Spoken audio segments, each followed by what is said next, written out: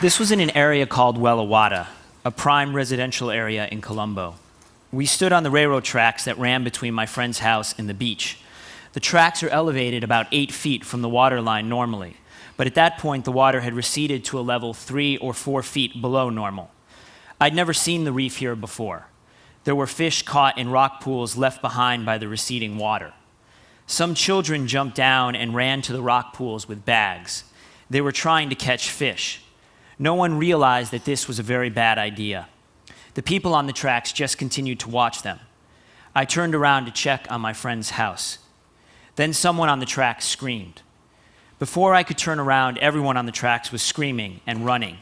The water had started coming back. It was foaming over the reef. The children managed to run back onto the tracks. No one was lost there, but the water continued to climb.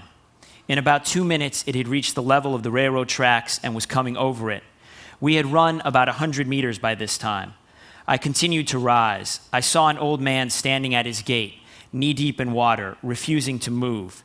He said he'd lived his whole life there by the beach and that he would rather die there than run. A boy broke away from his mother to run back into his house to get his dog, who was apparently afraid. An old lady, crying, was carried out of her house and up the road by her son. The slum built on the railway reservation between the sea and the railroad tracks was completely swept away. Since this was a high-risk location, the police had warned the residents, and no one was there when the water rose, but they had not had any time to evacuate any belongings. For hours afterward, the sea was strewn with bits of wood for miles around. All of this was from the houses in the slum. When the water subsided, it was as if it had never existed. This may seem hard to believe unless you've been reading lots and lots of news reports. But in many places after the tsunami, villagers were still terrified.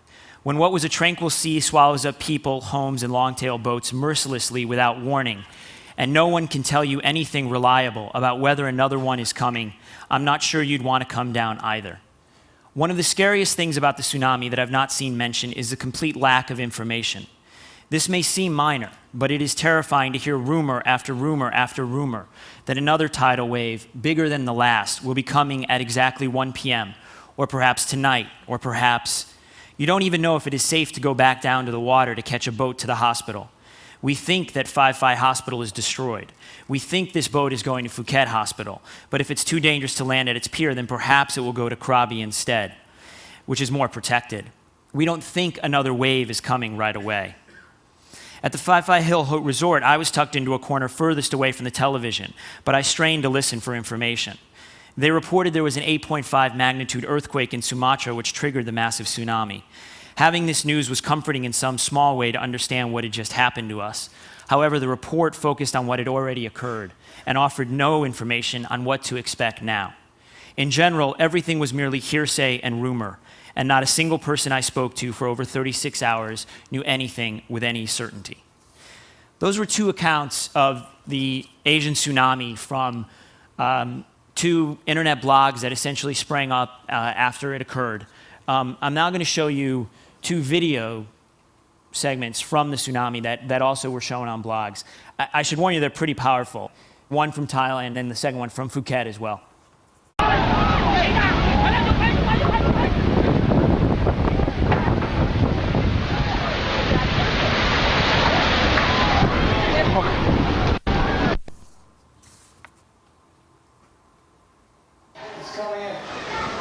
It's coming again. It's coming again? Yeah, it's coming again. You must find it. Huh? New way? It's coming in a new way. Yeah. It's coming again. What?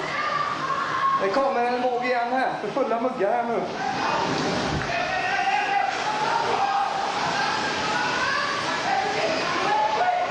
Shit.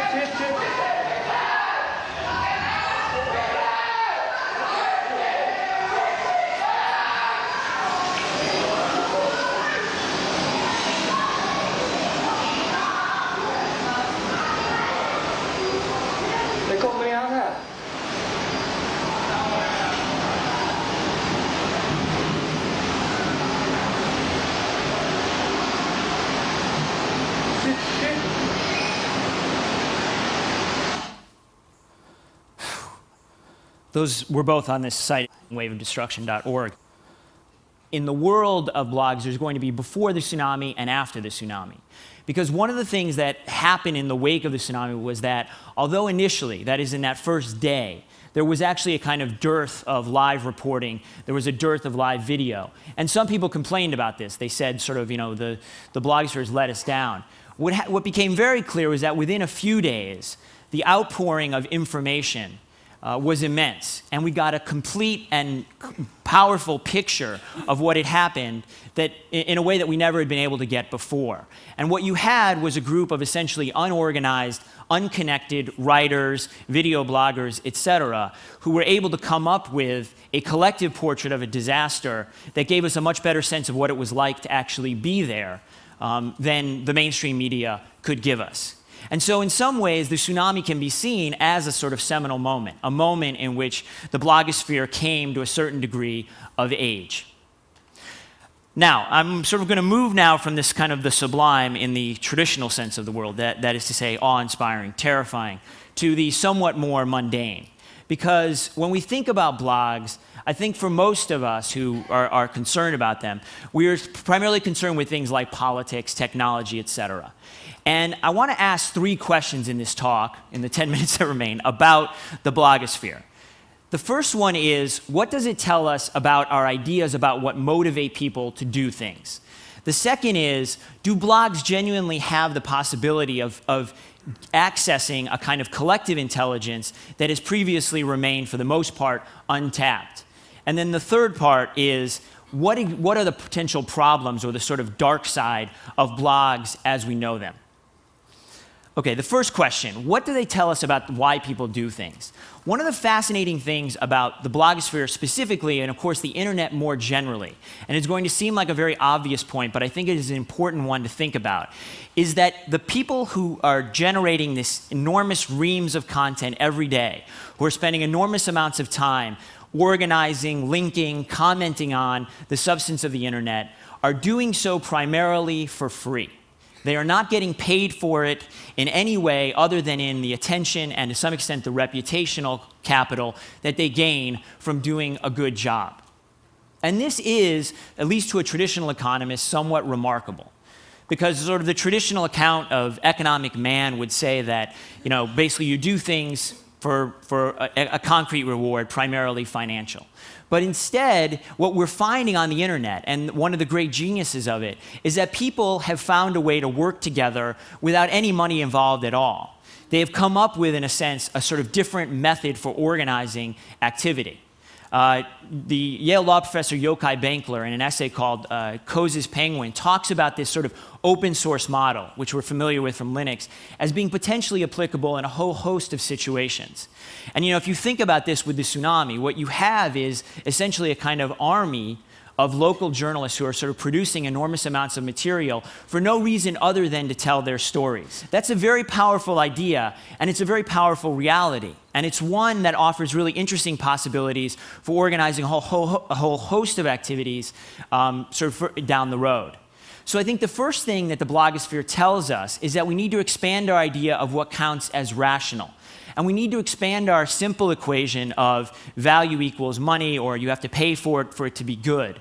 But then, in fact, you can end up with collectively really brilliant products without any money at all changing hands. There are a few bloggers, somewhere maybe around 20 now, who do, in fact, make some kind of money, and a few who are actually sort of trying to make a full-time living out of it. But the vast majority of them are doing it because they love it, or they love the attention, or whatever it is.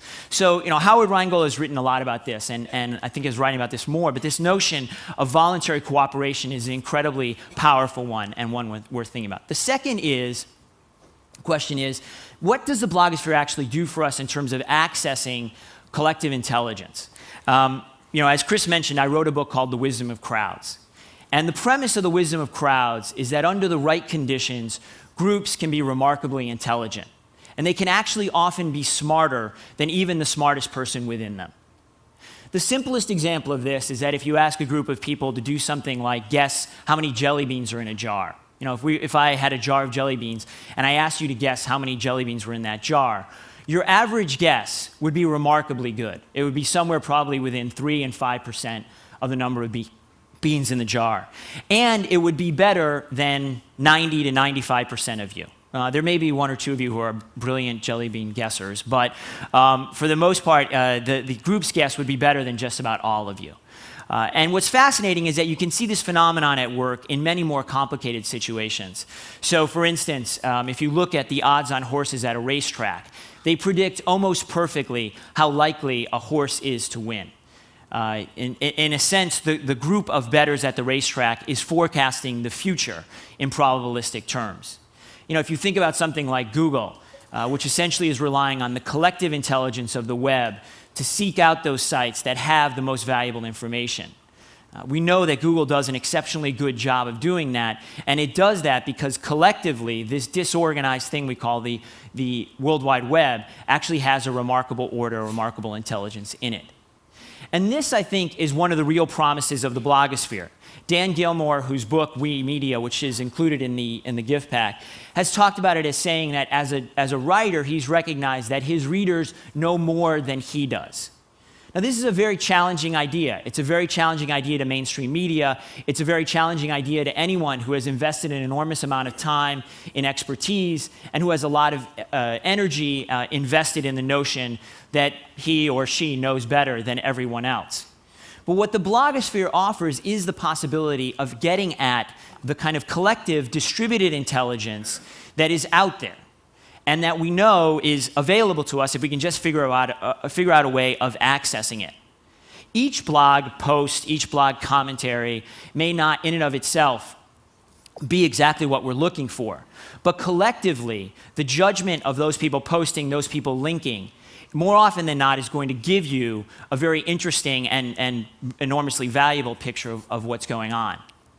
So that's the positive side of it. That's the positive side of what is sometimes called participatory journalism or citizen journalism, etc. That in fact we are sort of giving people who have never been able to talk before a kind of voice, and we're able to access information that has always been there but is essentially gone untapped.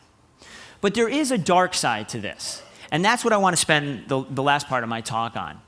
One of the things that happens if you spend a lot of time on the internet, and you spend a lot of time thinking about the internet, is that it is very easy to fall in love with the internet. It is very easy to fall in love with the decentralized, bottom-up structure of the internet. It is very easy to think that networks are necessarily good things, that being linked from one place to another, to being tightly linked in a group, is a very good thing. And much of the time, it is. But there's also a downside to this, a kind of dark side, in fact. And that is that the more tightly linked we come to each other, the harder it is for each of us to remain independent. One of the fundamental characteristics of a network is that once you are linked in the network starts to shape your views and starts to shape your interactions with everybody else. That's one of the things that defines what a network is. A network is not just the product of its component parts. It is actually a product of, it is something more than that. It is, as Stephen Johnson has talked about, an emergent phenomenon. Now, this has all these benefits. It's very beneficial in terms of the efficiency of communicating information. It gives you access to a whole host of people. It allows people to coordinate their activities in very good ways. But the problem is that groups are only smart when the people in them are as independent as possible. This is sort of the paradox of the wisdom of crowds, or the paradox of collective intelligence, that what it requires is actually a form of independent thinking. And networks make it harder for people to do that because they drive attention to the things that the network values. So one of the phenomena that's very clear in the blogosphere is that once a meme, once an idea gets going, it is very easy for people to just sort of pile on because other people have, say, a link. People have linked to it, and so other people in turn link to it, et cetera, et cetera. And that phenomenon of kind of piling on the existing links is one that is characteristic of the blogosphere, particularly of the political blogosphere, and it is one that essentially sort of throws off this kind of beautiful, decentralized, bottom-up intelligence that blogs can manifest in the right conditions. The metaphor I like to use is the metaphor of the circular mill. a lot of people talk about ants. You know, this is a conference that's inspired by nature. When we talk about bottom-up, decentralized phenomenons, this sort of ant colony is a classic metaphor. Because, you know, no individual ant knows exactly what it's doing, but collectively, ants are able to reach incredibly intelligent decisions. They're able to sort of reach food as efficiently as possible. They're able to guide their traffic with remarkable speed. So the ant colony is a great model. You have all these little parts that collectively add up to a great thing. But we know that occasionally ants go astray. And what happens is that if army ants are sort of wandering around and they get lost, they start to follow a simple rule. Just do what the ant in front of you does. And what happens is that the ants eventually end up in a circle. And there's this famous example of one that was 1,200 feet long and lasted for 2 days. And the ants just kept marching around and around in a circle until they died. And that, I think, is a sort of thing to watch out for. That's the thing we have to fear, is that we're just going to keep marching around and around until we die. Now, I want to connect this back, though, to the tsunami. Because one of the great things about the tsunami, in terms of the blogosphere's coverage, not in terms of the tsunami itself, is that it really did represent a genuine bottom-up phenomenon. You saw sites that had never existed before getting huge amounts of traffic. You saw people being able to offer up their independent points of view in a way that they hadn't before. And there you really did see the intelligence of the web manifest itself.